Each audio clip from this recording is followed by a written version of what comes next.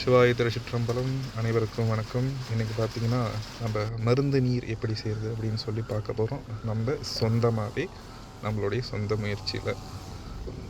அதாவது பார்த்திங்கன்னா இப்போ வந்து பார்த்திங்கன்னா நம்மள்கிட்ட இருக்கிற இந்த இலைத்தலைகள் மருந்து நீர் செய்கிறதுக்கானதெல்லாம் நம்ம சேகரிக்க போகிறோம். இப்போ எங்களோட தோட்டத்தில் பார்த்திங்க அப்படின்னா நொச்சி இலை இருக்குது.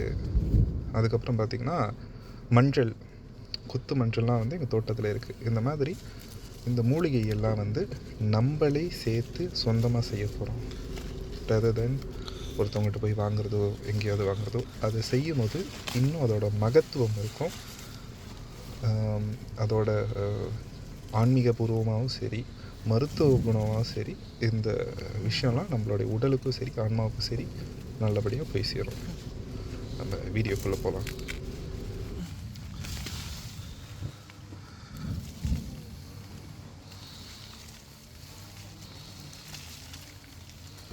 இப்போ பார்த்திங்கன்னா தேவையான பொருட்கள் அதெல்லாமே நம்ம பார்க்கலாம்.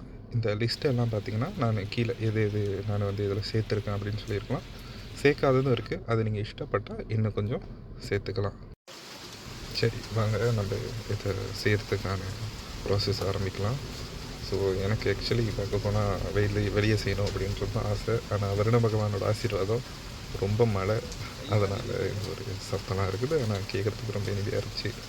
இந்த வருஷத்தை நம்ம வருண பகவானோட ஆசீர்வாதத்தோடு நம்ம ஆரம்பிக்கணும் அப்படின்னு நினைக்கும் போது ரொம்ப சந்தோஷமாக இருக்குது. ஏன்னா ரொம்ப நாளாக மழை இல்லை. இன்றைக்கி அந்த மழை வரும்போது ரொம்ப சந்தோஷமாக இருக்குது. அதாவது பார்த்திங்கன்னா நம்ம இந்த மருந்து நீர் செய்யறதுக்காக ஒரு இடத்துல செங்கல் போட்டு அது கீழே அது மேலே மண்ணெல்லாம் போட்டு நம்ம முதல்ல அடுப்பை வந்து செட் பண்ணிக்குவோம்.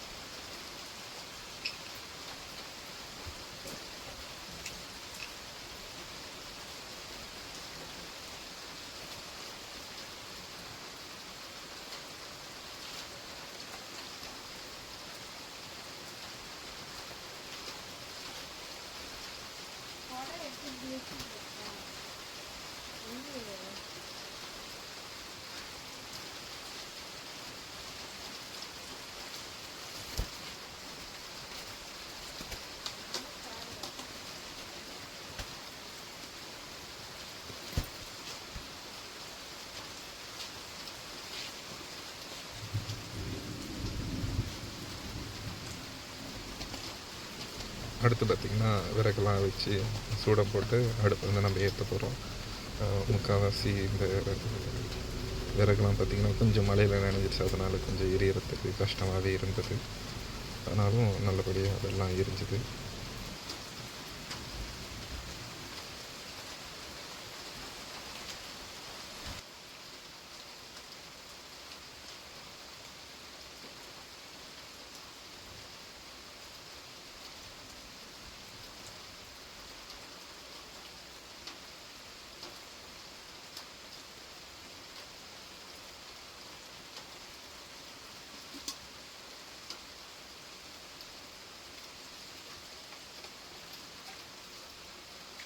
சரி, இப்போ பார்த்திங்கன்னா இது வந்து நாங்கள் வீட்டில் மருந்து நீருக்கு பயன்படுத்துகிற ஒரு பானை.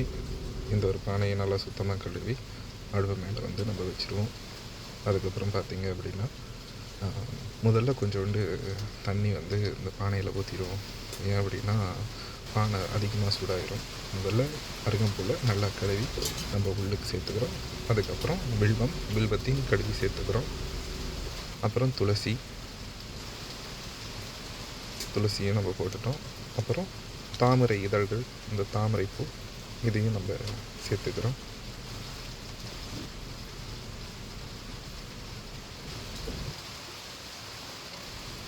அடுத்ததாக பார்த்திங்கன்னா கற்பூரவள்ளி, இதையும் நல்லபடியாக கழுவி சேர்த்துக்கிறோம். அடுத்ததாக நொச்சி இலை, இதையும் நம்ம கழுவி சேர்த்துக்கிறோம். வெட்டி வேர், இந்த வெட்டி வேரையும் நல்லா சுத்தமாக மண் இருக்கும், மண் இல்லாமல் கழுவி நம்ம சேர்த்துக்கிறோம். பச்சை கற்பூரம். அடுத்ததாக பார்த்திங்கன்னா சுக்கு, இந்த சுக்கையும் கொஞ்சம் தட்டி சேர்த்துக்கிறோம். அப்புறம் மஞ்சள் கட்டிகளையும் நம்ம தட்டி சேர்த்துக்கிறோம். கொஞ்சம் இருந்தால் போதும். கிராம்பு, அதுக்கப்புறம் ஜாதிபத்திரி, குண்டு மஞ்சள், கஸ்தூரி மஞ்சள், அதோட இந்த ஜாதிக்காய் அதையும் லேசாக தட்டி உள்ளுக்கு நம்ம சேர்த்துக்கிறோம். அப்புறம் ஏலக்காய், இது தட்ட வேணால் அப்படியே போட்டாலும் நல்லா தான் இருக்கும். அதுக்கப்புறம் பார்த்திங்கன்னா கங்கா ஜலம் இல்லை புனித தீர்த்தத்தை எடுத்துகிட்டு வந்த ஜலமாக இருந்தாலும் சரி சேர்த்துக்கிறோம். அப்புறம் அபிஷேக தீர்த்தம், பக்கத்தில் இருக்கிற கோயிலில் உள்ள அபிஷேக தீர்த்தம் அதையும் சேர்த்துக்கிறோம். பிறகு இந்த மட்டை பன்னீரையும் ஒரு பாட்டில் ஃபுல்லாக நம்ம ஊற்றிக்கிறோம். பிறகு பார்த்திங்கன்னா வேப்பிலை, கிருமி நாசினி, ரொம்ப உடம்புக்கு நல்லது. அந்த வேப்பிலையும் நம்ம சேர்த்துக்கிறோம். அது முடித்து இன்னும் கொஞ்சம் நீரை வந்து நம்ம சேர்த்துக்கிறோம்.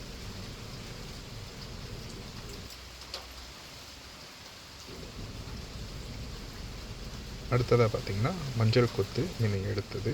இந்த மஞ்சள் கொத்தில் இருக்கிற இலைகளையும் நம்ம முதல்ல சேர்த்துக்கிறோம். அதுக்கப்புறம் பார்த்திங்கன்னா அது கீழே உள்ள இந்த மஞ்சள் கிழங்கு, இந்த மஞ்சள் கிழங்கையும் நல்லா சீவி சுத்தம் பண்ணி அதுக்குள்ளே சேர்த்துக்கிறோம். அடுத்தது ரொம்ப முக்கியமானது கோஜலம் அப்படின்னு சொல்லுவாங்க, மலேசியாவில் கோமியம் அப்படின்னு சொல்லுவோம். இந்த கோமியத்தை கொஞ்சம் சேர்த்துக்கிறோம். கொஞ்சோண்டு பால் சேர்த்துக்கிறோம். அதன் பிறகு முழுக்க நீரை ஊற்றி நிரப்பிடுறோம்.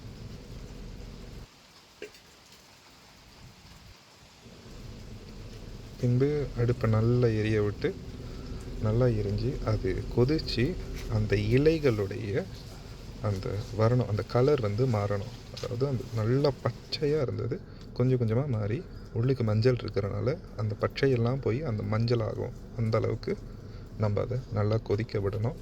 தண்ணி சுண்டுற அளவுக்கு வேணாம், ஓரளவுக்கு சுண்டுனா போதும்.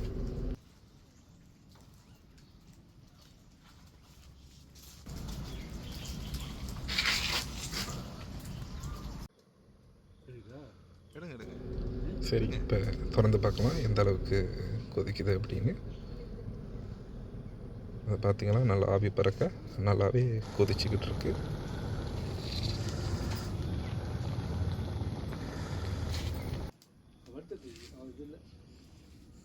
அடுத்ததாக பார்த்திங்கன்னா ஒரு கூடை மேலே ஒரு வெள்ளை துணியை போட்டு இந்த தண்ணியை வந்து வடிகட்டுறதுக்காக நம்ம வச்சிடணும். பிறகு இந்த சுத்தமான துணி மேலே நம்ம அந்த நீரை வந்து வடிகட்டி ஒரு வாளியில் வச்சுக்கணும்.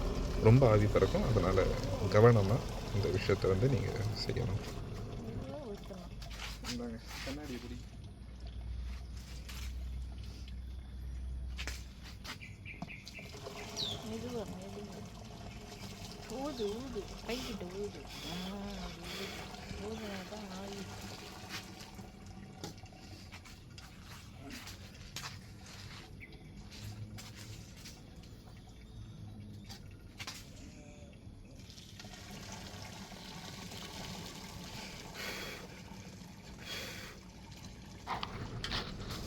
அடுத்ததாக பார்த்திங்கன்னா இந்த நீர் வந்து இவ்வளோ கான்சன்ட்ரேட்டடாக இருக்கும். இதில் ஒரு குழை நீங்கள் மொண்டாலே ரொம்ப நல்லா குளிக்கலாம். இது வந்து உடலுக்கு ரொம்ப நல்லது, குடிக்கணுன்ற அவசியம் கிடையாது.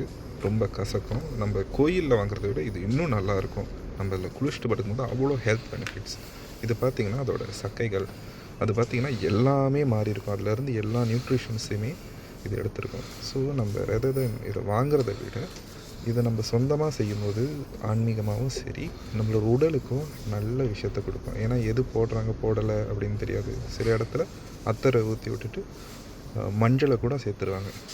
அதெல்லாம் இல்லாமல் நம்ம வீட்டில் வெறும் வாசத்துக்கு மட்டும் இல்லாமல் உடலுக்கு உண்மையிலே சத்தை கொடுக்குற ஒரு மருந்து நீர்.